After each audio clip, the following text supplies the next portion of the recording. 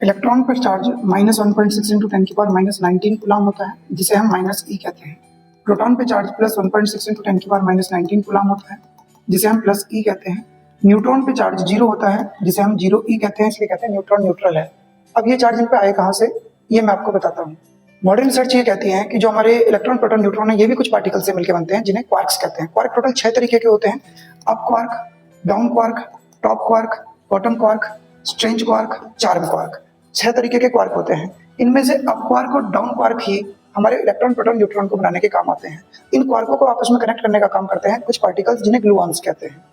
अब क्वार्क्स, अगर up quark है, अप क्वार्क, तो उसमें चार्ज होता है इलेक्ट्रॉन के चार्ज का 2/3 पॉजिटिव। अगर डाउन क्वार्क है तो उसमें चार्ज होता है इलेक्ट्रॉन के चार्ज का 1/3 नेगेटिव।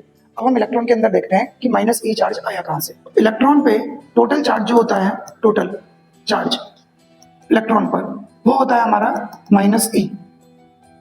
अब ये क्वार्क्स के चार्ज का ही सम होगा, क्वार्क्स के चार्ज का ही सम होगा, चार्ज का सम होगा इज इक्वल टू -e। अब इलेक्ट्रॉन हो, प्रोटॉन हो या न्यूट्रॉन हो, टोटल 3 क्वार्क से मिलकर बनते हैं, चाहे उसमें अप हो, डाउन हो या अप डाउन का मिक्सचर हो। तो हम मान लेते हैं कि इलेक्ट्रॉन के अंदर अप क्वार्क n है, तो n इंटू उन पे चार्ज 2e/3, और फिर डाउन कितने बचेंगे, 3 - n, और उन पे चार्ज कितना, -e/3 is equal to -e।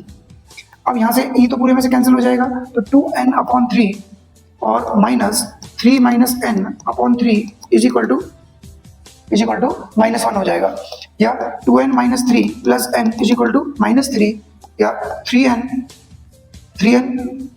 Is equal to -3 plus 3, n is equal to यहाँ से 0 आ गया। यानी कि इलेक्ट्रॉन के अंदर एक भी अप क्वार्क नहीं होता। अप क्वार्क कितने हैं, 0, डाउन क्वार्क कितने हैं उसमें, 3।